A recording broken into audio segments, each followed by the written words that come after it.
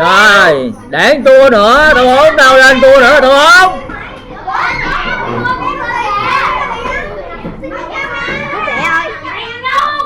Thằng nhớ nhớ bye bye.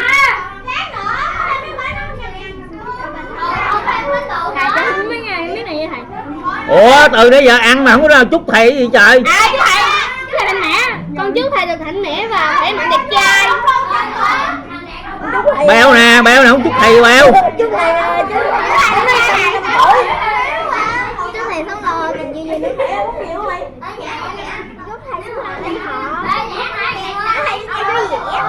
Chỗ bao rồi. Chú thầy sinh nhật vui vẻ.